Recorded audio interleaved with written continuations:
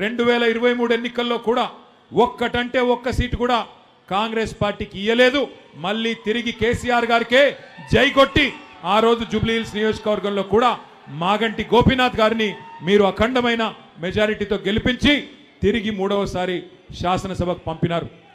మరి ఈరోజు ఒక్కసారి మీరు ఆలోచన చేయండి. అనుకోకుండా గోపన్న కూడా మీ అందరికీ ఎప్పుడు అందుబాటులో ఉంటూ మీ అందరితో ఎప్పుడు కలిసిమెలిసి ఉంటూ ఎప్పుడు ఏ కష్టం వచ్చినా ఏ సమస్య వచ్చినా మీకు అందుబాటులో ఉన్నవాడు మాగంటి గోపీనాథ్ గారు. ఆయనను మీరు 5 ఏళ్ల కోసం గెలిపించినారు. కానీ దురదృష్టవశాత్తు ఆరోగ్య సమస్యల వల్ల సంవత్సరంన్నర లోపలనే గోపీనాథ్ గారు మన మధ్యలో లేకుండా పోవడం మనందరికీ కూడా ఎంతో బాధ కలిగించిన విషయం.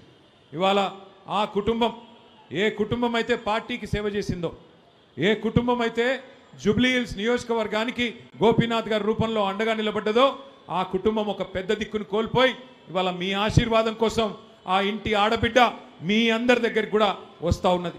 తప్పకుండా ఈ ఆడబిడ్డను మీరందరూ ఆశీర్వదిస్తారని, తప్పకుండా మంచి మెజారిటీతో గెలిపిస్తారని చెప్పి నేను బలంగా నమ్ముతా ఉన్నా.